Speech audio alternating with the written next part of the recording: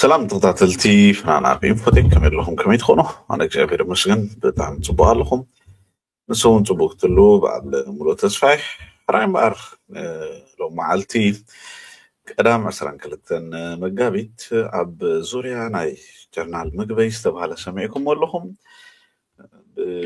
فدرلاوي منقستينا إثيوبيا مسفانو تحبابيرو كعنا يفتنا له يكا انصارنا يسرح له زبل زرباتات يبلعليو تزريب نيرو بإيتيو فورم كالا محتى تغيير له نتا مدبينا بخم كبلات رالي زلخو بمحارنا سلازغونت ملوت عستان تاي مسل ومعنت بوليتيكان اي تግራይ مس ايردراون تتحاحيز سلازلو مالتي مش شعبي اي تحبابوري مسفاني تحبابوري ميزولو تكسي سلازم فلطه يقدسنا يكاب زبل بخمس ملكعنا بخم كبله داي ودا ገደለው ብሎ ማሐረት ተረኸው ዞኖች ውስጥ አገዛዙ ጽንፈኛ የሚላቸውን የፋኖ ታጣቂ ኃይሎች በአንድነት ዘመቻ ስር አስተባብረውብኛል አይዞህ ብለው ጽንፈኛውን አደራጅተውብኛል ማለቱን ተከትሎ ብሏቸዋል ሲከታተሉ እንጋብዛለን የጸጥታ ስራ ነው ታግደው ተገልጾ ነበር ስለዚህ ታግደውም ስራ ይሰራሉ ማለት ነው ኣብ ከመይ ኩነታት አለ ኻይል እንዲህ حتى ዘለዝ ጋዜጠኛ ጀርናል መግበይካ ስርሐ ያለኹ ኣብ ኩሉ ግዜ ዘሳልጦ بصراحة يزلخو يزبلو زلو تأكيد كان يركان لخا تأكيد كاون لخا سرح تسرح زلخا يقصل على العتوم جرنا مقبيكا ملسو يقصل له مالتي يا يشادلንም በዚካሊ መደበኛ ስራችን የጸጥታ ስራ ነው የጸጥታ ስራ እንዳንሰራ የሚያደናቅፍ ነገር ብዙም የለም የግዚያው መንግስትም የጋራ ነው የትግራይ ህዝብ ከፕሪቶሪያው ውል ጋር ተያይዞ የሰራዊት አባላትም ቲፒኤልኤፍም የውስጥና የውጭ ምሁራንም የትግራይ ተወላጆች ማለት ነው ስፔሻሊ የጂኤስቲኤስ የተፈካካሪ ድርጅቶችም በጋራ ሆነን ቆቆምነውና እኛ ራሳችን የግዚያው መንግስት አካል ነን ስለዚህ በግለሰብ ደረጃ አይደለም የኛ ጉዳይ የሚወሰነው የጠቅላይ አጀንታ ህዝብ ዘሎም ወላዳ ያግደና ነበር ዝ ጉዳይ ዝስ ይንሕናውን አካል ህዝብ ትግራይና ሰላማዊ ዝኾነ ናይ ጸጥታ ምሕላው ወይ ድማ ናይ ጸጥታ ናይ ተዓዲ ከም ዝረጋጋእ ምግባር እሱ መደበኛ ስራሕና ወይ ድማ እሱ ናይ ዕለታዊ ስራሕና እዩ ሓደ ሰብ ዙ ጌታቸው አጊድና ንእገድ ማለት አይኮነን አካል ናይ ትግዚያው መንግስቲናግዚያው መንግስት ኻናይ ኩሉ ህዝብ ትግራይ ካብ ኩሉ ዝተዋጽይ ስለዚህ ስራሕና በሓደ ሰብ ዝውሰን አይኮነን ይዝብ ዘሎ ናይቲ እገዳታ አጊድካ እንዲኻ ከመይ ጌርካ ኣብ ስራሕ ያለኹ ትብል ኣለኻ ኢሉ ዝሓተተ ጋዜጠኛ ማለት እዩ አላ የራሳችን አደረጃጀት አሰራር አለንና አሁንም ስራ ላይ ነው ያለው መደበኛ የጸጥታ ስራ ነው ያለው ያ ከዚህ በተጨማሪ ማምሻውን መከላከያ ባወጣው መግለጫ በአማራ ክልል ውስጥ ዘመቻ አንድነት የተባለውን ጸረ መንግስት ውጊያ በማደራጀትና በማስተባበር አይዞህ በማለት ሚና እንደነበረው ተገልጿል ይሄንን እንዴት ነው የሚመለከቱት እርሱ ትማሊ አማስ እዚ ኢንተርቪው እዚ ዳርጋ ቅድሚ ዝተወሰነ ሰዓታት እንዲተገይር ብዙ ወጋሕታ ይወጽ ዘሎ እጂ መንግስቲ ኣብ ክልል አምሓራ ዘመቻ አንድነት ናይ ዝበሃል አንጻር መንግስቲ ጸረ መጥቃዕቲ ዝገብር ዘሎ ስርሒታት አጅኹም በመባል ኣብ ጎኖም ብምዃን አተሓባባሪ ወይ ድማ ኣብኡ ኢዳ ኣለካ ዝብል ክስታት ይወጽኢሉ ነይሩ ነዚ ከመይ ኢኻ ትሪኦ እዩ ዝብሎ ዘሎ ሰምቻለሁ እኔም ራሴ በጣም ነው የገረመኝ ምክንያቱም ለሁለት ዓመት 2013 ጀምሮ እስከ 2015 ከፍተኛ ውጊያ ላይ እንደነበር ይታወቃል ጦርነት ላይ 360 ዲግሪ እና ያ ጦርነት መጨረሻው ወደ ሰላማዊ ጉዞ እንድንገባ የፕሪቶሪያ ውል አለ ከዛ በኋላ ባለው 2 ዓመት ሙሉ በፕሪቶሪያው መሰረት የትግራይ ህዝብ ጥያቄ በአግባቡ እንዲመለስ የፕሪቶሪያ ውልም ተግባራዊ እንዲሆን እንደ ህዝብም እንደ ግዚያዊ መስተዳደርም እንደ የሰራዊቱ አባላትም ዛም ክልል ያለን የጸጥታ ኃይሎች ያ ብዛዕባ ታሽሚ ዘበርክ ዘሎ ብዛዕባ ዝነበሩ ኣቀድማ ቢሉ 360 ዲግሪ ተዓፂና ኩናት ኢና ነርና ከም ዝፍለጥ ሕጂ ድማ እዚ 2 ዓመት እዚ ውዕል ፕሪቶሪያ ተግባራዊ ክኸውን ኣብ ምሕታት ኢና ዘለና አክብረን ነው ይሄድን ያለ ነው እና መንግስት ግን ሕጊ ክቢርና ኢና ከኣን ኸይ ዘለና ውዕል ፕሪቶሪያ ክግበር ኢና ንጥውዕ ዘለና እምበር ዝኾነ ይኹን ካብ ሕጊ ወፃእስ ኣይገበርናን እዩ ዘሎ ጋዜጠኛ ኣቱ ይቕፅል ኣሎ የሰላም ስምምነቱ እንዳይሳካ ከሚሰሩ ግለሰቦች ውስጥ አንዱ አርጎ እርሶን ከሶታል يا حقي خبر زلو خون احنا سنة وعلنا بريتورا تكبارا خون ننسرح زلنا يزو زلو جرنان مقبي غازيطنيا خايبلو لو منغست ግን رقابتهم توعل كوميلو እንደም ዝኸስዎም ነቶም ጀርናላት ናይ ትግራይ ነቶም ስውሓት ዘለዎም ተም ዝብፅብጡ ዘለው ተኾነታት ብሰላማዊ መገዲ ንኸይትግበር ዝገብሩ ዘለው እዮም ዝብልዎ ጌታቸው ከዓ ኣነ ሰላም ከስፍን ይሰርሕ ዘለኹ ይዝብል ስለዚ መንግስቲ ከምዚ ዝብለካ ዘሎ ንስኻሲ ሓደ ካብቶም በፅበፅቲ ኢኻ እቲ ውዕል ፕሪቶሪያ ከይትግበር እስኻ ከዓ ውዕል ፕሪቶሪያ ክትግበር ይሰርሕ ዘለኹ ኢኻ ትብል ዘለኻ እዚ ኣይጋጮን ዶ ይትሕቶ እንደዛ አይነት አይደለም አንደኛ የትግራይ ህዝብ ጥያቄም እንቅስቃሴም በግለሰቦች አይወሰንም በፍጹም እሱ ነው ስህተቱ ምክንያቱም እኛ አግባብ ያለው አደረጃጀት ያለን እና ፕሪቶሪያ ውል መሰረት ነው ሁሉም ነገር ይሄድ ያለው ኦኬ ጀነራል ምግበይታ ይዝብዘሎ ዝሕጂ ኣብዚ ጉዳይ እዚ ብውልቀ ሰባት ወይ ድማ ግለሰባት ኣነ ይኹን ተኻለ ይኹን ተሓደ ይኹን ዝውሰን ነገር የለን ዝኾነ ይኹን ነገር ክውሰን ትራ ኮይኑ ነቲ ስኹም ይኹን ትብፅብፁ ዘለኹም ሰላም ንኸይትግበር ዝብሎ ዘለና መመላስ እንዲ እንድሕሪ ሰላም ክትግበር ኮይኑ ብኩላትና እንድሕሪ ክብፅበፅ ኮይኑ ከዓ ብኩላትና ሓደ ክልተ ሰባት ዝውክልዎ ይኮነን ወይ ሓደ ክልተ ሰባት ዝውስንዎ ይኮነን ስለዚ ከፕሪቶሪያ ውል ውጭ ያለ አግባብ ከኤርትራ ይባላል አንዳንዴ ከፋኖ ደግሞ አሁን የመጣል ሌላም ሊመጣ ይችላል እንደዛ አይደለም እኛ ሊሆን ብዙሕ ግዜ ካብ ናይ ፕሪቶሪያ ስምምዕ ወፃእስ ንኽሰስ ኢና ሓደ ግዜ ምስ ፋኖ ሓደ ግዜ ምስ ኤርትራ ይብሉና እዮም ብድሕሪ ሕጂ እውን ካልእ ነገር እውን ክመፀና ይኽእል ክስታት ንሕና ግን ከምኡ ይኮናን አይችልም አናረገውም በፍጹም ኣይንገብሮን ኢና ይታወቃል ስለዚህ ከውል ፕሪቶሪያ ከስምምነቱ ውጭ የሚደረግ እንቅስቃሴ እንታገላለን እናስተካክላለን ወደ ትክክለኛ መንገድ እንዲገባ ጉዳዩ ነው እንደ ሰራዊት ከፋኖ ውዕል ፕሪቶሪያ ናብ ትክክለኛ መገዲ ክመፅእ ከምቲ ዝተሰማምዕናዮ ተግባራዊ ክኸውን ዳኣይና ክንሰርሕ ንፅዕር ዘለና ንቃለስ ዘለና እንዳእምበር ካብዚ ወፃኢ ዝኾነ ንገብሮ የለን ካብ ውዕል ፕሪቶሪያ ወፃኢ ዝኾነ ይኹን ንወስዶ ውሳነታት የለን እዩ ዝብል ዘሎ ነገር ተግባራዊ እንዲሆን የምንጥር ነው ስለዚህ የፋኖ የሚባለውን እንቅስቃሴ የራሱ የሆነ እንትን ሊኖረው ይችላል እኛ ከፋኖ ጋር ከአግባብ ውጭ ግንኙነት የለንም ግልጽ ለማናገር አንድም የፋኖ አመራር ከኔ ጋር ምንም አይነት ግንኙነት የለውም ኣብዚ ግልጽ ገይርዎ ኣሎ ምስ ፋኖ ዝኾነ ይኹን ኣፍታ ቀዳመይቱካ ፍሊቲ ተዛሪቡ ፀኒሖም ካብ ኣገባብ ወፃኢ ስርክብ የብልናን ኢልዋ ነይሩ ኦኬ ብትሕቲኡ ኣሎ ዶ ኢልካ ሕቶ ከተልዕል ትኽእል ኢኻ ግን ኣዕርቢዋ ከዓ ምሳይ ዝኾነ ይኹን ናይ ፋኖ ኣመራርሓ ይኹን ሓላፊ ይኹን ክሳብ ሕጂ ርክብ ዝገበረ የለን ይብል ኣሎ አናረገውም ተገቢም አይደለም አናረገውም በመንግስት መግለጫ ኣይንገብሮን ኢና ብደረጃ ኣመራርሓ ትግራይ በሎ ህወሓት በሎ ግቡእ ከዓ ኣይኮነን እዩ ዝብሎ እኛ ይብል ናይ ብዙሓት ይዛረብ ስለ ዘሎ ምስ ፋኖ ስርክብ ኣይንገብር ኢና ኣይንውዕሎን ኢና እዚ ኣገባብ ዘለዎን ኣይኮነን እዩ ዝብል ዘሎ ባይዘ ወይ ቃል ፖለቲከኛ ምዃኑ ብግምት እንዳእተና ዝበሃል ኩሉ ይግበር ማለት ኣይኮነን ግን ጀነራል ምግበይ ዝምልሶ ዘሎ እዚ ትሰምዖ ዘለኹም ላይ በአዲስ አበባ ውስጥ ፎቆች ደርድሯል በኢህአዴግ ዘመን በሌብነት ስሙ የታወቀ ነው በአሁኑ ሰዓትም በዱባይ ቤት ሊሰራ እና ሊገዛ እንደዚህ እየተዘጋጀ ነው የሚል ይዘት ያለው መልእክትም አለ በርግጥ በአዲስ አበባ ሓደ ካብቲ ካልእ ክስታቱ እንታይ ነይሩ ሕጂ ኣብ ዱባይ ገዛኽ ገዝእ ይሸባሸብ ኣሎ ኣብ አዲስ አበባ ዓበይቲ ፓላሶታት ይውንን ገለ ዝብል ብዛዕባ ገንዘብ ዝተሓሓዝ ክስን በሎ ጸለመ በሎን ቀሪብሉ ነይሩ እነዚህ ፎቆቹ ከነበሩ የት አካባቢ በምን ሁኔታ ነው ያሉት አሁን መንግስት ወርሷቸዋል ወይስ መንግስት አግዷቸዋል እንዴት ያለ ይዞታ ነው ያላችሁ ጋዜጠኛ እንታይ ዝብሎ ዘሎ ኦኬ ዝበሃል ዘሎ ሓቂ እንትረኣ ኮይኑ እቲ እናትካ ዋንነት ዝኾነ ንብረት ክሳብ ሕጂ ኣሎ ድዩ መንግስቲ ወሪስዎ ድዩ ኣብ ከመይ ኩነታት እዩ ዘሎ ሃብትኻ ተኣለካ ዝበሃል ዘሎ ገንዘብ እዩ ፎቆች የሉኝም አዲስ አበባ እንደ ማንኛውም ዜጋ መደበኛ የሆነ ቦታ አለኝ ምንም መንግስት ዝኾነ ይኹን ፖላሶ የብለይን ኣብ አዲስ አበባ ከም ዝኾነ ይኹን ዜጋ ግን መደበኛ ዝኾነ እቲ ሓደ ቃፅዖ ዲና ክንብሎ እንታይ ኢና ክንብሎ ከም ዝኾነ ይኹን ሰብ ዝውንኖ ግን ዋንነት ኣለኒ እዩ ያውቀዋል ከዚህ በፊትም መከላከያም እያለሁት በኢትዮጵያ መከላከያ ውስጥ እያለሁም የነበረ ቦታ ነው ከዛ የተለየ ነገር የለም። መንግስት ከዚህ በፊት በነበረ ጦርነት እንደማንኛውም የትግራይ በዚህ ጦርነት የተሳትፏል በሚል ታጉደው ነበር። ኋላ መንግስት በአግባቡ የለቀቃቸው ናቸው። ስለዚህ የተለየ ሀብትም ያለኝ ሰው አይደለሁም።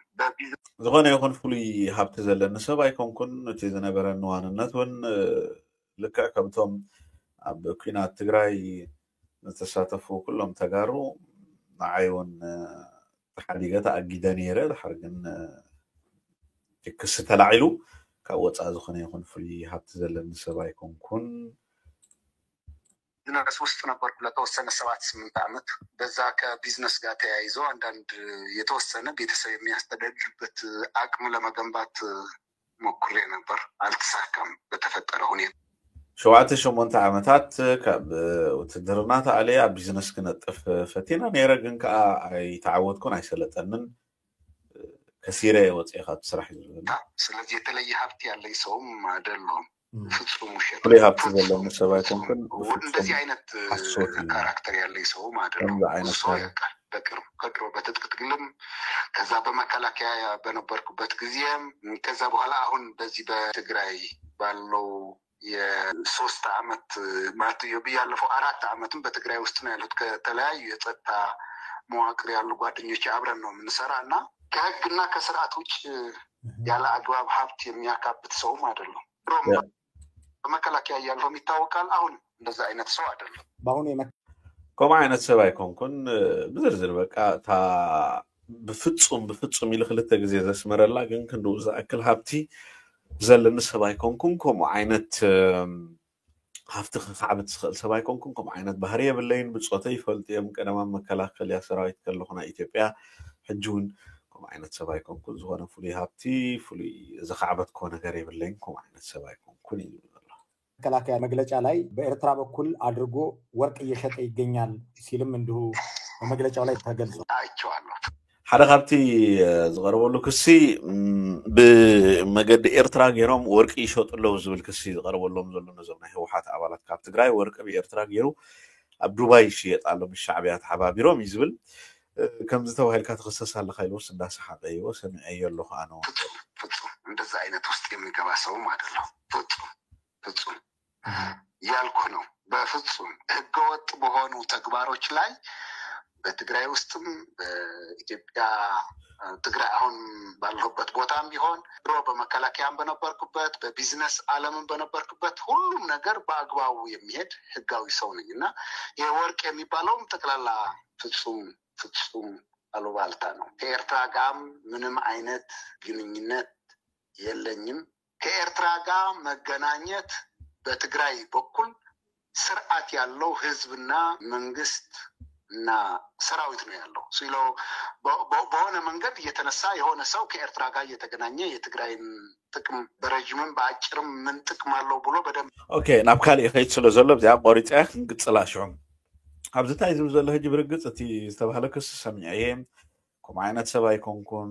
እዚ ዝበሃል ዘሎ ናይ ወርቂ ይኹን ናይ ካልእ ይኹን ኣብ መከላከልያ ሰራዊት ከለኹ ይኹን ኣብተን 7-8 ዓመታት ኣብ ቢዝነስ ዝነበርኩለን ዓመታት እውን ይኹና ብሕጋዊ መገዲ ዝኸይድ ሰብ እየ። ኣብ ዘይሕጋዊ ናይ ሃፍቲ ምጥርቃም ድዩ ናይ ገንዘብ ምጥርቃም ድዩ ዘይሕጋዊ ሃፍቲ ምኽዕባት ድዩ ዝነጥፍ ሰብ ኣይኮንኩን። ብፍጹም ኢሉ እዩ ዘስምረሉ ዘሎ። ሕጂ ብድሕሪኡ ብዛዕባ ኤርትራ ይዛረብ ዘሎ። ብዛዕባ ኤርትራ ክንዛረብ እንትርኣ ኮይና ከዓ ሓደ ሰብ ደስ ከም ዝበሎ ሎሚ ብድድ ኢሉ ምስ ኤርትራ ጥቕሚ ናይ ትግራይ ሒዙ ዝራኸበሉ ዕድላት ገምግሞ የሚሆን ከሆነ የማይሆን ተረአ ኮይኑ በአገባቢ ኢና ንገብሮ ስላለ ከኢትዮጵያ መንግስት እሱ ተከትለን ጥያቄያችን በአግባቡ እንዲመለስና ከኢትዮጵያ ያለንን ጉዳይ በአግባቡ መልክ ሳናሲዝ ወደ ግራና ቀኝ መሄድ የምንችል ሰዎች አይደለንም። ይሄ ጉዳይ እየመጣ ያለ ከአጀንዳ ለማስወጣት ነው። በግልጽ በሆነ በተለያየ መድረክም ገልጫለሁ። የትግራይ ህዝብና የትግራይ የጸጥታ ኃይሎች የትግራይ ሕጂታይ ዝብል ዘሎ ንሕና ክንራኸብ ተረአ ኮይና ጉዳይና ምስ ፌደራላዊ መንግስትና ኢትዮጵያ ውዕል ፕሪቶሪያ ክፍፀም እዩ ሕቶና ዳ እምበር ካልእ ዝኾነ ሕቶ የብልናን። ሕቶ እንትረአ ሃሊና እውን ስቂልና ብድድ ኢልና ኣይኮናን።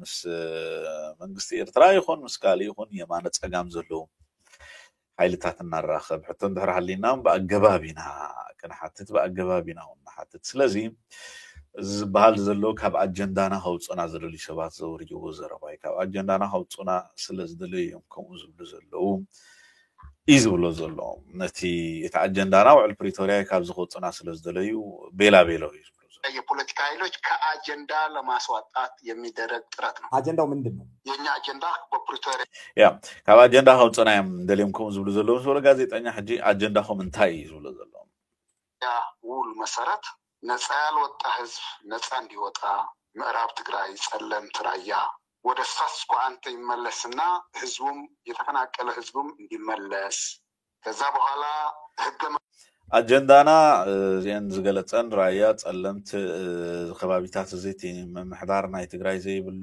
ወይ ድማ ህዝቢ ተፈናቂሉሉ ዘሎ ከባቢ ብመሰረት ውዕል ፕሪቶሪያ ተፈናቂሉ ዘሎ ህዝቢ ናብ መረቦቱ ክምለስ ተቀዳማይ አጀንዳና ብድሕሪኡ መንግስት መሰረት ተደርጎ የትግራይ ህዝብ ወደ ምርጫ እንዲገባና በፌደራላዊ መንግስት መሰረት አንድ ክልል ማግኘት የሚገባውን በመንግስታዊ መብቶች በአግባቡ እንዲተገበር ኦኬ እጂ አጀንዳና ይብላሎ ቀዳማይ አጀንዳና ህዝብ ትግራይ ካብ ተፈናቂሉ ዘሎ ዲዩ እቲ ምምሕዳሩ ተመንጢሉ ዘሎ ዲዩ ናብ ዝነበሮ ክምለስ እዩ ካልኣይ ብድሕሪኡ ብመልክዕ ብመሰረት ስምምዕ ናይ ፕሪቶሪያ ህዝብ ትግራይ ሓንቲ ክልል ኣብ ኢትዮጵያ ዘለዋ መሰላት ክረክብ ምግባር እዩ ዝብሎ ዘሎ ከዚህ በፊት ለጦርነት ምክንያት የሆኑ ጉዳዮችም እንዲፈቱ የትግራይ የመልሶ ማቋቋም ስራ በአግባቡ እንዲፋጠን ከዛ ወደ ምርጫ እንድንገባ ኦኬ ይቅፅላለሁ ሕጂ ብኸመይ ዝቆራርፅ ዘሎ ምክንያቱ ነጥቢ ፕረሲስ ክንሕዘን ብርግፅ ክንሕዘን ስለ ዘለና ማለት እዩ ኦኬ እዚአን ዝገለፅኩልኩም ምስ በለ ብድሕሪኡ ኦኬ እቲ ንኩናት ምክንያት ዝኾነና ምክንያት ተስማሚዕና ክንፈትሐለና እንታይ ምክንያት ኮይንና ናብ ኩናት ዘብፅሐና ንዑ ምስ ፈታሕና ከዓ ምርጫ ክንገብር ኣለና እዩ ዘሎ ህዝቢ ትግራይ ምርጫ ክገብር ኣለዎ እቲ ኣጀንዳኦም እዩ ዝገልፅ ዘሎ ከዛ በኋላ ዲዲአርም በአግባቡ ለትግራይ የሚገባትን የጸጥታ ኃይል ትተን የቀረውን ኃይል ደግሞ በአግባቡ በዲዲአር ወደ ሰላማዊ ኑሮውን እንዲገባ ኦኬ ብድሕሪኡ እቲ ዲዲአር ዝብልዎ ነቶም ኣብ ቲዲኤፍ ዝነበሩ ዝጣየስሉ መገዲ ማለት እዩ ንትግራይ ዘገድስዋ ሰራዊታት ሪፍና ተኻልእ ሰብ ከዓ ብኣገባብ ክጣየስ ማለት እዩ ናብ ሰላማዊ ናብርኡ ክምለስ ከዛ በኋላ ፖለቲካል የሆነ ኔጎሲዬሽን የሚያስፈልጋቸውን ድርድር የሚያስፈልጋቸው ነገሮችን በአግባቡ ተደርጎ ከፌደራል መንግስት የትግራይ መጪ እድል ቀጣይ እድል ህገ መንግስታዊ በሆነ መንገድ መፍትሄ እንዲያገኝ ማድረግ ነው ይሄ ያ ብዝርዝር ኣቐሚጥዎና ኣለ ዲፈንስ ደልይዎን ዘለዎ ናይ መወዳእታ ብድሕሪኦም ፖለቲካዊ ዝኾነ መፍትሒ ዘድልዮ ጉዳያት ኮፍ ኢልና ብሕገ መንግስታዊ ዓንቀፅና መሰረት ህዝቢ ትግራይ እንታይ ክውስን ምርጫ ይገደፈሉ ሃገር ዲ ክኸውን ክልል ኮይኑ ዲ ክቕፅል ናይ መወዳእታ ናትና ኣጀንዳ ናይ መወዳእታ ናትና ዕላማ እዚኣ እዩ ዝብል ዘሎ ጀርናል መግበይ እምቲአን ሕቶታት ከም ዘለዎን ይቐሚጥዎን ዘሎ ተን ዝደልይዎን ዘለዎ መጀመርያ ዝተመዛበለ ህዝቢ ይምለስ ብድሕሪኡ ህዝቢ ትግራይ ከም ዝክንብሎ ፀናሕና ናብ ኩናትን ናብ ካልእን ዘብፅሕዎ መፍትሒታት ተኣልዮም ምርጫ ይገብር ብድሕሪኡ ሰራዊት ንትግራይ ጥራይ ዘድልይዋ ሰራዊታት ሪፍካት ዝተረፈ ብኣገባቡ ይጣየስ ናይ መወዳእታ ድማ ኮፍ ኢልካ ፖለቲካዊ መፍትሒ ትግራይ እንታይ ትኾን ዝብል እምቲአን አጀንዳታት ብስርዕን ተቐሚጠን ዘለዋ ማለት እዩ ንቐፅል ይሄ ነው የምንፈልገው በዚህና እንደልዩ በአግባቡ እንዲፈጽም እና ውል ፕሪቶሪያ በአግባቡ እንዲፈጸም የማድረግ ነው ያ ለማድረግ ደግሞ የውስጥ ጸጥታ በአግባቡ የመጠበቅ ድህንነት የመጠበቅ ህዝቡ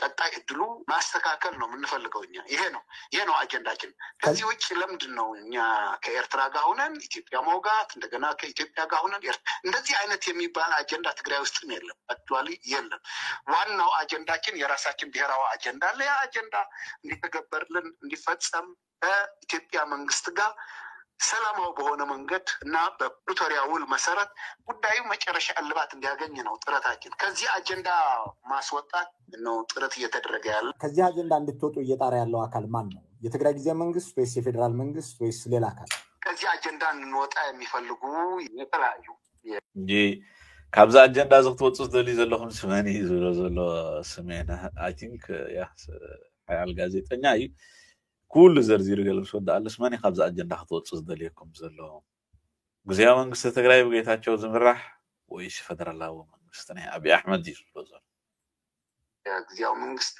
አባላትም ሊሆን ይችላሉ ከፌደራልም ሊኖርበት ይችላሉ ነው ያ አይነት ኢንተረስት ያለው ኃይል ማለት ነው በዚህ ካለ አሁን ገለብዬ አይደንቲፋይ ማድረጉ ጠቃም ላይ ሆን ይችላል ግን ያ አይነት አብዛኛው ጅዋን ስኩስቶ ኢለ ተራገሊ ጸልካስ ጠቃም ዘይ ከሆነ ኸሊ ግን እዛ አይነት ድሌታት ዘለውን ሰባት ካብ ፌደራላዊ መንግስት ይኹኑ ካብ ግዚያዊ ምሕዳር ትግራይ ይኹኑም كله يقول يوم نزع أجندة زدلي سبات زجد سوم سوا. ترست يالله هاي ورد زي عينة نجار ياسكبانين الله. لكن طورنت عندي كافة بتجري في اللاجوتم يلنا. ونت نجار يتجري هذا تملصه وده طورنت عندي جافت. يا زي أتعبد اسمه الله زل بحق خنا جرا كاتر أخوينا كنز بتجري تمليسو ناب كينات كأتو أهني. سوم في اللاجوت يلهم يتجري هذم يلهم سراويتم يلهم أمرارم يلهم. يتكفافن وده لاسفلاجي هنا أجندة نجار يتدرجنا يميل منتنا. ወደ አላስፈላጊ አጀንዳ እንገባለን ሲሉኝ ምን ማለት ነው አላስፈላጊ ኩሉ ህዝብ ትግራይ ይኹን ሰራዊት ትግራይ ይኹን አመራር ሓናይ ትግራይ ይኹን ስደጊ ሙናብ ኩናት ከአቱም አይደለም ይድለት ተባሃለ ይብሉን ግን ደፋፊም አብዚ አጀንዳ ነው ያጥፉናል ደፋፊም ናብዚ ደለና ጉዳይ ወስተናል ይሉስ ታይ ማለት ካዩ ይደፋፉናል ይሉ ብዙ ነገር በዋናው አጀንዳ እንወጣል ምክንያቱም የፌደራል መንግስት ከኛ ጋር ያገባው ውላለ እኛም የገባንበት ውላለ እኛም ተግባራዊ ማድረግ አለብን የፌደራል መንግስት ይሄ ጉዳይ ሰላማዊ በሆነ መንገድ መጨረሻ እንዲደርስ ማድረግ አለበት እንጂ ወደ አላስፈላጊ ነገር ስለህ ከፕሪቶሪያ ውል ውጭ ነገሩ እንዲሄድና ተመልሶ ክልሉ የትርምስ ክልል እንዲሆን የማድረግ እንቅስቃሴ ነው የሚመስለኝ ይሄ ደግሞ ጥሩ አይሆንም ኦኬ እቲ ደፋፊኦም ናብዚ አጀንዳ ናያቱን አለው ዝበልከያ ስንታይ ኢሉ ምስ ፌደራላዊ መንግስቲ ውዕላለና ሱቅ 50ና ውዕላለው ንሕና ግዴታና ክንገብራለና ሱቅ ግዴታ ወገብራለው ካብዙ ወጻይ እዩ ዝኽየድ ዘሎ እዚ ከዓ ንትግራይ መሊስካ ናይ ኩናት ሜዳዊ ዓውዱ ኩናት ንምግባራ ኣብ ሕምስምስ ንኽተኣቱ ንምግባራ ይዝግበር ዘሎ ንሕና ንሓቲ ዘለና ክልቴና ውዕልና ነኽብር ዝተፈራረምናዮ ውዕላለ ፌደራላዊ መንግስቲ ውዕል የኽብር ንሕና ከዓ ውዕልና ነኽብር ኢና ንብል ዘለና ደፋፊኦም ግን ክልል ትግራይ ደጊሞም ዓውዱ ኩናት ክትገብር ምርግጋእ ዘይብላ ቦታ ንኽትከውን እዮም ዝጽዕሩ ዘለው ኢትዮጵያ መንግስትም ጥሩ አይደለም ለትግራይ ህዝብም ጥሩ አይደለም የህወሓት 50ኛ መስራታ በዓል ሲከበር በአንድ ሲምፖዚየም ላይ ተካፍለው ይሄንን ዘመቻ የሚከፍቱብን የትግራይ ህዝብ በህልውና መቆየት ያንገበገባቸው ናቸው ብለው ነበር የትግራይ ህዝብ የህልውና አደጋ ያለበት ከማን ነው በአሁኑ ሰዓት እነዛስ ያሏቸው አካላት ነው ማለት ለጊዜው ያ አብዓደ ናይ ህወሓት ዝነበረ ናይ ዝኽሪ በዓል ተረኺብካ ኣብቲ ዝተኻየደ ሲምፖዚየም ስመደረስ ሜካኒካ ወኻም እዚኦም ንኸምዚ ዓይነት ተግባራት ዝደፋፍኡ ዘለዉ ትግራይ ሰላም ክኾን ዘይደሊ ትግራይ ክትረጋጋእ ዘይደሊ ኣካላት ህልውና ህዝቢ ትግራይ ዘስግኦም ዘሰክፎም ወይ ኣብ ልዕሊ ህዝቢ ትግራይ ስግኣት ኣለና ዝብሉ ኣካላት እዮም ኢልካ ነርካ እዚኦም ኣካላት እዚኣቶም ስመን እዮም እስከ ጠቐሶም ኢሉ ስዛሓቶ እዚኣ ትሕለፈኒ ኢሉ ያቂ ቆይሊ ሌላ ጊዜ እናውራበት እርሶን ጨምሮ የትግራይ ወታደራዊ አዛዦች ስማችሁን ከወርቅ ማውጣትና አሁን መከላከያ መግለጫም ላይ እንደተነሳው በውጭ ሀገርም ህንጻላቸው ወዘተ የሚለውን በተረጋጋሚ ያነሱታል መከላከያም ዛሬ ይሄንኑ ገልጿል ከወርቅ ጋር በተገናኘ የተለያዩ በትግርኛ የሚጽፉ የማህበራዊ ሚዲያ ተጠቃሚዎችም እንዲሁ የርሶንና የሌሎች ወታደራዊ ኃላፊዎችን ስም በማንሳት ይገልጻሉ ቀደም ሲል አብራርተውልኛል ይሄ ነገር እንደሌለ ለምንድነው ከሌለ ይሄ ነገር ለምን የሚነሳ ይመስሎታል አቶ ጌታቸው ረዳስ በቅርቡ ከግንባር አዛዥነት ሲያግዶ ትርሶን በግል አግኝተው ምክንያቱን ነግሮታል ከዚህ ጋር በተገናኘ ከዚህ ከወርቁ ጋር የሚሆን ከሌላ ምክንያት ጋር የተገናኘ ነገር በቀጥታ እርሶን ያናገረ የመንግስት የሥራ ኃላፊ አለ አላነጋገረ ኦኬ ታይዝ በዘሎ استفላለይ ሸባት ወላ በትግርኛ ጽሑፍና ማህበራዊ ተጠቀምቲ መስወርቂ ምሻጥ መስወርቂ መፍሓር መስወርቂ መስጋር ስምካይል ዕልወም ምስ ሀብት መኽዕባት ስምካይል ለዓልዩ ኣብ ርእሲኡ ተመከላከያ ሰራዊት ይኹም ኢሉዎ ነይሩ ድሕሪኡ ከዓ ጌታቸው ረዳ ካብ ስልጣንካ ኣጊድካ ኣሎ ግደካ ከሎ ስረኺቡ ዘራሪብካ ነይሩ ኣብ ዛዕባ እዚ እንታይ ትብል እዩ ዝብሎ ዘሎ ኣይዘራረበንን ኢሉ ይጅምር ኣሎ መልሱ ጉዳይ ፖለቲካል እኮ ነው ምንም ግልጽ ነው ይሄ ወርቅ ዘረፉ ከኤርትራ ጋር ተገናኙ ዱባይ እንደዚህ ያላቸው ከፋኖ ጋር ተገናኙ ምናምን የሚል እኮ ክሊርሊ ፖለቲካል ኢንቴንሽን በቃ ምንም እዚ ፖለቲካው ጥሙሕ ዘለዎ ዛዕባይ ምስ ሻዕቢያ ተራኺቦም ኣብ ዱባይ ገዛውቲ ይገዝኡለው ወይ ገንዘብ ይኸዕብትለው ወይ ወርቂ ይሸጡለው ምስ ፋኖ ተራኺቦም ገለ ዝብሉ ቤላ ቤለው ሲም መሰረት ዘለዎም ወረታት ኮይኖም ዘይኮነስ ፖለቲካዊ ዕላማ ሒዞም ዝዝርግሑ ዘለዎም እዚ ካ ርዱእ ነገር ይፍሉጥ ነገር እዩ እንትን የለውም ሌላ ምንም እንትን የለውም። የትግራይ ህዝብ ፖለቲካዊ ጥያቄዎች የትግራይ ህዝብ ባለፈው 3 ዓመት 4 ዓመቱ ማለት ነው በዚካሊ የራሱ መብት ለማስከበር እየከፈለው ያለው መስዋዕት አለ። የህይወት መስዋዕት አልከፈለም እንጂ በዚህ 2 ዓመትም በጣም ከፍተኛ ችግር ነው ያለው። ብዙ ተፈናቃይ ህዝብ ነው ያለው። ገና ጥያቄውን በአግባቡ አልተመለሰም። ከፍተኛ የሆነ የኢኮኖሚ የማህበራዊ ችግሮች አሉ በትግራይ። ስለዚህ ወደ ተረጋጋ ኑሮ መግባት አልቻለም። ስለዚህ ወደዛ እንዲገባ ጥያቄ ያለን አካላት አለን።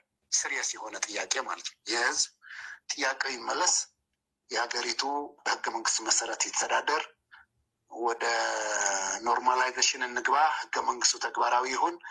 ያ ስትሮንግ የሆነ ጥያቄና ሀሳብ ያለን ሰዎች አለን በዚህ ክልል፣ ምንም የታወቀ ነው። ስለዚህ ከዛ ለማስዋጣት ያለው አማራጭ ወጋይታ ይድብ ዘሎ ሕጂ እዚ ኩሉ ወረታት ዝመጽእ ዘሎ ሲ ፖለቲካዊ ጥሙሕ ገይሩ ዝመጽእ ዘሎ ሓያል ዝኾነ ሕቶ ዘለና ሰባት ኣለና። ኩሉ ሰብ ከም ዝፈልጦ ህዝቢ ትግራይ ወላ ድሕሪ ኩናቱን ኣይተረጋግአን ሰላማዊ ዝኾነ ናብራ ቁጠባ ዲ ካልእ ዲ ዝተረጋግአ ሂወት ክመርሕ ኣይከኣለን። ብዙሓት ዝተፈናቀሉ ኣለውና። እዚ ኩነታት እዚ ክፍታሕ ኣለዎ። ናብ ኖርማላይዜሽን ንመለስ፣ ህዝቢ ተፈናቂሉ ዘሎ ናብ ዓዲ ይመለስ፣ ውዕል ፕሪቶርያ ይተግበር ዝብል ተሪር ዝኾነ ሕቶ ነቲ ውዕል ኣትሪርና ዝሓዝናዮ ሰባት ኣለና። ብዛዕባ እዚ ሲሪየስ ዝኾነ ሕቶ ነልዕል ዘለና ሰባት ኣለና፣ ኩሉ ሰብ ከም ዝፈልጦም። ስለዚ ካብዚ ተበጊሶም ነዚ ንኸይከውን እዮም እዚ ኩሉ ዝገብሩ ዘለዉ። ነቶም ከምኡና ሓቲ ዘለና ሰባት ምፅላም ገለ ዝገብሩ የተለያየ አጀንዳ ማንሳት ነው። ኤርትራ ጋር ሆኖ አጀንዳ ከልዕሉ ዝደልዩ ዘለውና ነቲ ሕቶና ሽፍት ንምግባር እዩ። ሓንሳብ ሻዕብያ ይራኽቡና፣ ሓንሳብ ወርቂ ይሸጡ ኣለዉ ይብሉና፣ ሓንሳብ ምስፋና ይብሉና እዩ ዘሎ ነው። ብረት እየዘረፉ ነው፣ እንደዚህ ሀብት አላቸው፣ እንደዚህ ግንኙነት ወደ እንደዚህ አይነት ነገር እየገባ ያለ ቤዚካሊ ክሊር ነው። በቃ እኛ ከዛ አውጥቶ ህዝቡን ባልሆነ መንገድ ተደናግሮ በእኛ ላይ ያልሆነ መጥፎ ስሜት እንዲይዝ ማድረግ ነው። እኛ ግን እንደዛ አይደለንም። ቤዚካሊ እዚህ ትግራይ ተወልደን ያደግንነን፣ ኢትዮጵያን በአግባቡ የምናውቅ ለኢትዮጵያ የሚያገለግልን ሰዎች ነን። እውነተኛ ሀገራውን ብሔራዊ አጀንዳዎቹ በአግባቡ በሰላማዊ መንገድ እንዲፈቱ ጥረት የምናደርግ ሰዎች ነን ብዬ ነው የማምነው። ኦኬ ንሕና እዚ ዝብልዎ ዘለዉ ዓይነት ሰባት ኣይኮናን። ኣብዚ ኣብ ዘለናዮ ቦታ ኣብ ዘለናዮ ዓዲ ተወሊድና ዛዕበና ደቂ ዓዲ ነዚ ሃገር እውን ግቡእና ዝገበርናላ ሰባት ኢና። ዝብልዎ ዘሎ ካብ አጀንዳ ንምቅያር ካብ አጀንዳ ንምውፃእ እምበር ምንም ሓቂ ዘሎ ፐርሰናል እኔም እዛ ውስጥ ነው ያለው። ስለዚህ ወጣ ያሉ አንዳንድ ነገሮች የሚመጡ ጀስት ፍጹም እየተሳሳቱና በዚህ አጀንዳ የግልና የግሩፕ ኢንተረስት ያላቸው ሰዎች ነው የሚያነሱት። እና ግሩፕ ይሆን አይግሊ የትግራይ ህዝብ ገና ችግሩ ሳይፈታ ወደ እንደዚህ አይነት አሁን የሆነ ችግር አለ ቢባለን የሆነ እቲ ዘሕዝንካ ህዝቢ ትግራይ ካብ ዝኩነታት ዝኸይወፀ ከምዚ ይገብሩ ኣለዎም እዩ። ከመስዋዕትም የሚደርስ የሆነ አይነት ፕሮብሌም በኔ ጋር ቢኖርም ፕሮብሌም የለውም፣ ችግር አይሆንም። ትልቁ ችግር የሚሆነው የህዝቡ ጥያቄ በአግባቡ አለመመለሱ ነው። ብዙም አልጨነቅበትም ለግሌ። ምክንያቱም እኛ ከመስዋዕት በአጋጣሚ የቀረን ሰዎች ነን እንጂ በ17 ዓመት የነበረ የትጥቅ ትግልም በአጋጣሚ የቀረነን፣ በኢትዮ ኤርትራ ጦርነትም የተካፈልነን፣ በዛም ጊዜም የቀረነን፣ የአሁኑ የ2 ዓመት ጦርነትም ልንሰዋበት የምንችል እድል በጣም ሰፊ ነበር። አጋጣሚ ነው የወጣ ነው። ስለዚህ የግላችን ጉዳይ አይደለም። የህዝቡ ጥያቄ በአግባቡ ሳይመለስ ወደ እንደዚህ አይነት ትርምስ እንዲገባ ዳግም መጋበዝ ግን ጥሩ አይደለም። ለፌዴራል መንግስትም አይጠቅመው፣ ለትግራይ ህዝብም አይጠቅም፣ ለአካባቢውም አይጠቅም። ኦኬ እንታይ ይብላሉ ጀነራል ምግበይ? እዚ ዝመፅእ ዘሎ ሕቶ ብዙሕ ዘኸይድ ሕቶ ኣይኮነን። ካልእ ፖለቲካዊ ጥምሒ ዘለዎም ሰባት ዘልዕልዎ እዩ። ኣነ ዘተሓሳስበኒ መልሲ ናይ ህዝቢ ትግራይ ከይተመለሰ ክተርፍ ከሎ እምበር ወላ ኣነ ተሰዊየ ወላ ኣነ ሞይተስ ወላ ሓንቲ ብዙሕ ዘተሓሳስብ ነገር ኣይኮነን። 17 ዓመት ገድሊ ክነካይድ ከለና ክመውት ይኽእል ነይረ። ብኣጋጣሚ ብዕድል ዝተረፍኩ እየ። ኣብ ኩናት ኢትዮ ኤርትራ እውን ተኻፊለ ነይረ። ካብኡ ብዕድል እየ ተሪፈ እምበር ክስዋኣሉ ዝኽእል ዕድል ሰፊሐ ነይሩ። ኣብዚ ሕጂ ዝተኻየረ ናይ 2-3 ዓመታት ኩናት እውን ኣዝዩ ሰፊሕ ዕድል ናይ መስዋእቲ ዝነበረን ሰብ እየ፣ ግን ብኣጋጣሚ ተሪፈ ወፂእ ኣለኹ። ስለዚ ህዝቢ ትግራይ ሕቶ እንተዘይተመሊሱ እምበር ናተይ ናይ ውልቀይ ምህላውን ዘይምህላውን ወይ ኣብ ልዕለይ ዝወርድ ዘረባታት ወይ ገለ ይኮነን። እቲ ሕቶ ህዝቢ ትግራይ ከይተመለሰ ክተርፍ ከሎ እቲ ዝዓበየ ኣጀንዳ ክኸውን ዝግብኦ እምበር احنا بأقاطامي كاب بزح ورارات كاب بزح كوينات زوص انا سباتينا كنسو قالو نخلص بزح أقاطاميታት ونيري ናይ ውልቀና ጉዳይ አይኮን አንተ ጉዳይ ህዝብ ትግራይ እዩ በዝኸይ ዘሎ ኹነታት ከአነ ህዝብ ትግራይ ጠቅሞ ነቲ ዞባይ ጠቅሞ ንወል ሓደ ዝጠቅም አይኮነን ዝኸይ ዘሎ ኹነታት እዩ ወደ እውነተኛ መፍትሄ ብንገባ ነው የሚሻለው ሐቀኛ መፍትሄ እንደዛ አይነት እምነት አለኝ ከመ አይነት መርገጥ ይዘለን ለማንም ስለኔ ውልቀ እንተዳ ከላኪያም ያለው አትካን ግን ብዛዕባ ይፈልጡ ሳይዝ ቃል ሱ ዝነበሩ ኣብ ንግዲ ክልኹም ሳይዝ ዝነበሩ ሰባት ያለፈው 3-4 ዓመት ሳይ ኣብ 3-4 ዓመታት ኣብ ትግራይ ዘለዉ ስራሓት ይታዮም ማቅነኝ ያና ክብሬ የሚሄድ ነኝ ስራ የምሰራ ነኝ አላስፈላጊ ነገር ማድረግ ሰው ብዛዕባ ኢንተራክት ይካም ስራሕ ይሰርሕ ሰበይ ኣብ ዘይብሊ ቦታታት ዝርከብ ሰበይ ጀነራል በተረጋጋ እዚ ፕሮፓጋንዳ ወይ ካጸለመ ይዙለ ስብሰባ ላይ የትግራይ ሉዓላዊነት ያልተመለሱ ግዛቶችን ማስመለስ የሚቻለው በቀዳሚነት ተፈናቃዮችን ስንመልስ ነው ብለዋል። የፌደራል መንግስቱ በተግባር ለዚህ ተግባባሪ እንዳልሆነ በተደጋጋሚ ከወሰዳቸው እርምጃዎች አሳይቷል። ተፈናቃዮችን መመለስ የሚሉትን ትግራይን ግዛት ያስመልሳል ብለው ነው የሚያምኑት። ይህንን ለመተባበር ፈቃደኛ ያልሆነ የፌደራሉ መንግስት እንዴት ነው የሚመለከቱት እርሱ?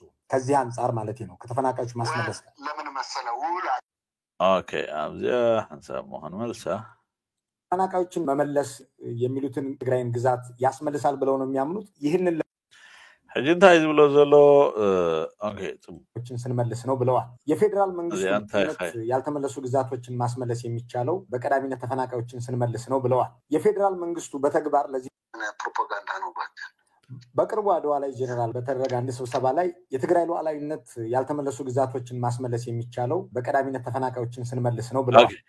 ኣብዝታ ይዝብሎ ዘሎ ተሓቶ ብርግጽ ክርዳእ ስለ ዘሎ ኸንዴ ናይ ትግራይ ሉዓላውነት ወይ ድማ ሉዓላዊ ግዛኣት ናይ ትግራይ ኣብኡ ዘለና ሓቶታት ዝምለስ ተፈናቀልቲ ምስ እንመልስ ኢሉ ተዛሪቡ ነይሩ ኣብ ዓድዋ ማለት እዩ ሓደ ኣኼባ እንጂ ይብለሎ ጋዜጠኛ አብኻ ነዚ ተሓባበር አይደለና አሉ አይ ተሓባበርን አሉ የፌደራል መንግስቱ በተግባር ለዚህ ተግባባሪ እንዳልሆነ በተደጋጋሚ ከወሰዳቸው እርምጃዎች አሳይቷል። ተፈናቃዮችን መመለስ የሚሉትን ትግራይን ግዛት ያስመልሳል ብለው ነው የሚያምኑት። ይህን ኦኬ ግዛት ናይ ትግራይ ወይ ሉዓላዊ መሬት ናይ ትግራይ ዝምለስ ወይ ትሕቶብ ዘሎ መልስ ዝረክብ ቲም ተፈናቂሎም ዘለውና ናብ ዓዶም ዝምለስ ኢልካ ነይርካ ፌደራላዊ መንግስቲ ኻነ ዝግብር ፈቃደኛ ይኮነን እስኻስ ናይ ብሓቂ ኸምኡ ዲኻ ተኣምን ህዝብ ትግራይ ተተፈናቂሉ ዘለና ቦታኡ ምስተመልስ ሕቶ ግዛት ወይ ድማ ሕቶ ሉዓላውነት ትግራይ ዝምለስ ለመተባበር ፈቃደኛ ያልሆነ የፌደራሉ መንግስት እንዴት ነው የሚመለከቱት እርሱ? ከዚህ አንፃር ማለት ነው ከተፈናቃዮች ማስመለስ ለምን መሰለው ውል አለን የፕሪቶሪያ ውል አለ። ስለዚህ ውሉ እንዲፈጸም ነው አሁንም ጥረት እያደረግን ያለን። ፌደራል መንግስት ፍጹም ተባባሪ አይደለም ለን ሙሉ በሙሉ ወደ ድምዳሜ ያልደረስንም።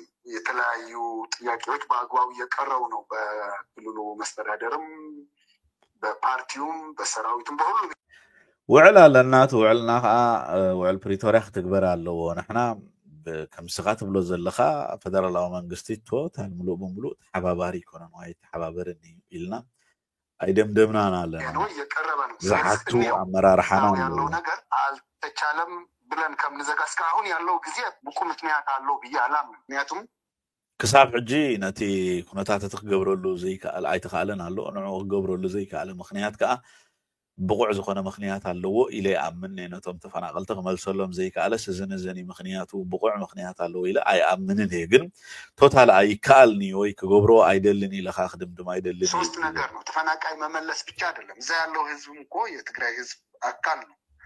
ያ ህዝብ ምዕራብ ያለ ጸለምት ያለ ራያ ያለ ህዝብ ራሱ ነፃ ወጥቶ የክልሉ ህዝብ አካል መሆን አለበት። መሬቱ አይደለም ትልቁ ነገር ህዝቡ ነው። የተፈናቀለ ህዝብ አለ ያንታ ይብላሉ ጀነራል ምግበይ ከአ ሕቶና ናይ ኢትዮጵያ ዝተፈናቀሉ ጥራይ ይኮነና በዓራያ በዓል ጸለምት ዘለውም ተጋሩ ወንሲ ተጋሩ እዮም ተማብኡ ዘለዉ ሰሙን ብዛዕባውን ሕቶ ለና እዩ ናብሮም ዲዩ ሁሉ ኩነታቶም ዲ ካልእ ብዛዕባ መሬት ጥራይ ይኮነና ንዛረብ ዘለና ብዛዕባ እዮም ሰባት ኢና ንዛረብ ዘለና እዩ እዛም ህዝብ አለ ህዝቦቹ ነው ወደ ቦታቸው መመለስ ያለባቸው ራሳቸው በራሳቸው ማስተዳደር ያለባቸው። ስለዚህ ጉዳይ ላይ ሌላ ጊዜ በስፋት መነጋገር ይቻላል። እንቅፋቶች አሉ።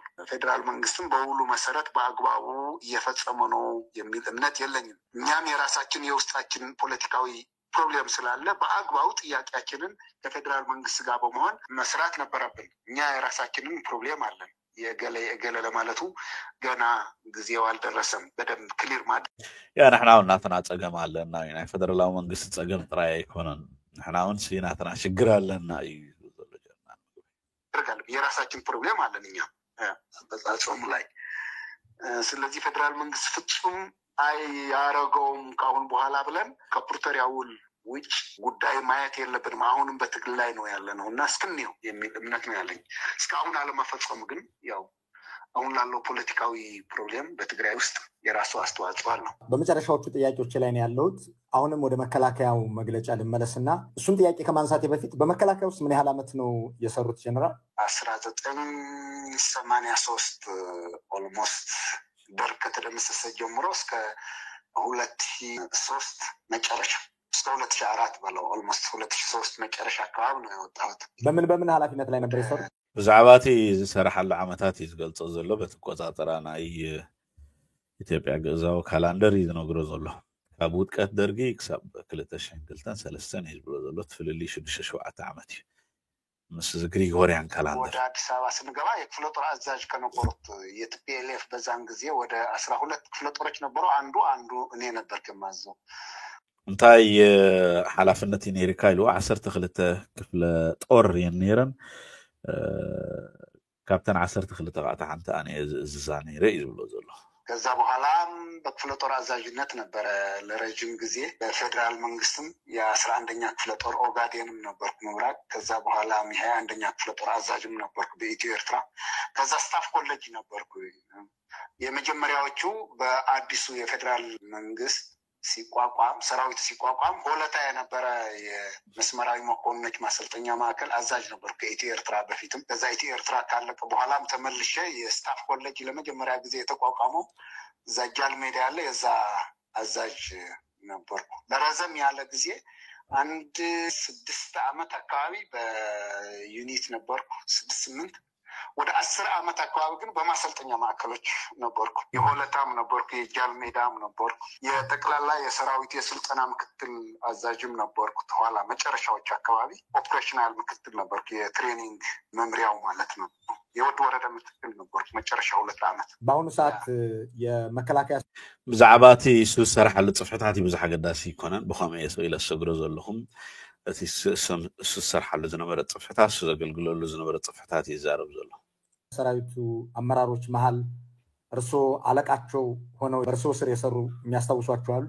ደህና ይቅርብኝ። ሕጂ እንታይ ዝብሎ ዘሎ ኣብዚ መከላከልያ ዘለዎ እቶም ዝሓሚዎ ዘለዎ ወይ እቶም ዘፀልምዎ ዘለዎ ከምዝለዎ ገለ ዝብልዎ ዘለዎ ሰባት እዚ ጋዜጠኛ እንታይ ኢልዎ ኣብ ትሕቲኻ ኮይኖም ዝሰርሑ ዝነበሩ ሕጂ ኣብዚ መከላከልያ ሰራዊትና ኢትዮጵያ ስኻ ሓላፊኦም ዝነበርካ ሳለዎ ዶ ኢልዎ ይትረፈኒ ይብሎ ኣሎ።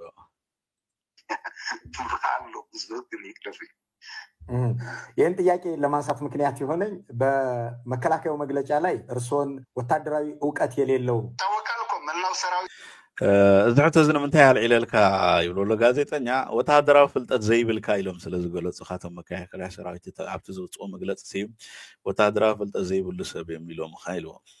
የኢትዮጵያ ሰራዊት ምን የስታፍ ኮሌጅ ዲን ነበርኩ ያልኩ ወታደራዊ ኮማንዳንት ነበርኩ ካልኩ እኮ ብዙዎቹ አሁን ያሉ ጀነራሎችም ኮሎኔሎችም እኔ ነበርኩ ያሰለጠንኳቸው ይታወቃል። እዚ እኮ ይፍለጥ እዩ። እንድሕሪ ሓላፊ ናይ ኮሌጅ ናይ ስታፍ ኮሌጅ ናይ ኮሎኔላት ድዩ ካልኦት ድዩ ዝመሃሩሉ ዝስልጥኑሉ ቦታ እንድሕሪ ኣነ ነይረ ሓላፊ ኢለካስ ኣነ እኮ የሰልጢን የሚፍለጥ እኳ እዚ ምን የማይታወቅ ነገር አለ እንዴ? ክሊርሊ የሆነ ሰው ብትጠይቅ እኮ የኔ ፕሮፋይል በመከላከያ ይታወቃል። ምንም እኔ ይሄንን አሰለጠንኩት ይሄንን መራሁት ለማለትም ለኔ የሚመጥን አይደለም። ግን ብዙዎች እኮ ጓደኞቼ ናቸው። ሁሉም አሰለጠንኳቸው ልልህ አልችልም። በጣም ብዙ ትግራይ ውስጥም ካለ እዛም ካለ ራሴም ያሰለጠንኩትም ብዙ ነው። ስለዚህ በሚሊተሪ እውቀት ላይ ዝም ብሎ እዛ ያለው እኔን የሚመጥን አይደለም።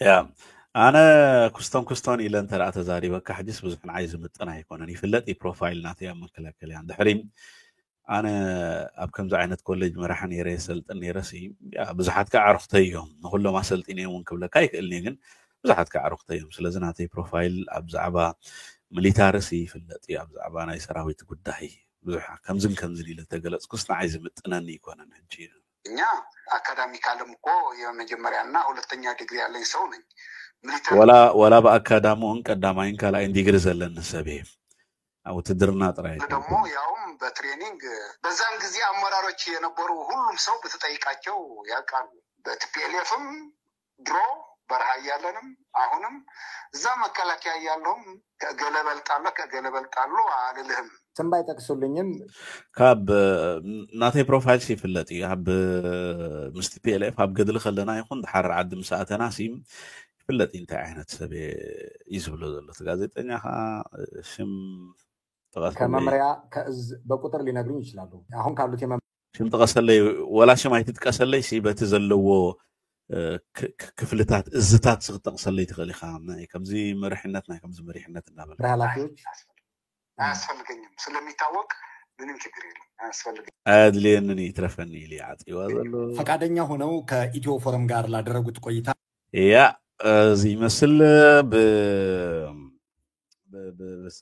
እቲ ያ ጠቅላላ ታይካ ብዙሕ ውሕድ ገለ ዝበሃል የለን ወዲ ኢሎ በቃ እዚኣ ነይራታ ቃለ መሕትት ብሓፈሻቶም ቁሩብ ናይ ኣምሓርኛ ገለ መለ ሽግር ከልወኩም ዝኽእል ሰባት ብትግርኛ ነዚ ይመስል እቲ ቃለ መሕትት ናይ ምግበይ ብቐጥታ ይትርጉሞ ስለ ዘለኹን ኣልባሽ ገለገለ حليفه خون خلي كانوا حق عيد لخون دارجا 4 دقيقة كيدو جن زي مثل بخفيلو دارجا 9 ميتاي تحستون ايتي زنبرق على محتتنا زي مثل قلقله زحلفوا قالات نجرات عمتوي كعب زعما بروفايل ناتخ قلص كله سئيل لزنات اركوات زي كوينم بسفيحنا زي مثل من الباش تكسي قال ملس لز حصاصر امبر يكتاتو لي انا بخمسي تي بمحارኛ ዝግበር ተሕሳሳት بخمزون ከም ጾብ ዝሓይ ጽግመነን ይበቀጥታ ኤዲት ምግባር ያድልካ ገለ በቀጥታ ክትርጉሞ ስለ ዝኽእል ነቲ አምሓርኛ ዘይሰምዕ ክፋል ናይ ሕብረተሰብና ምናልባሽ ክሕግዞ ከም ዝኽእል ይርዳእኒ ግን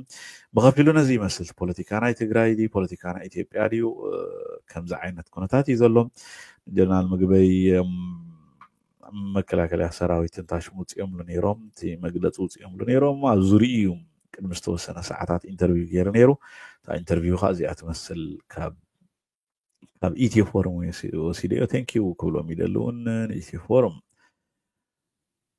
ኣብ ካልኦት ሰብ ካልመደብ ክንረኸብ ኢና ንብሙሉኩም ናይ ቻነል ዝተኸታተልቲ ኸ ሰላም ዘሎ ናይ ቀዳመ ሰንበትን ናይ ዕረፍትን እዋን ክኾነልኩም ይምነ ቻው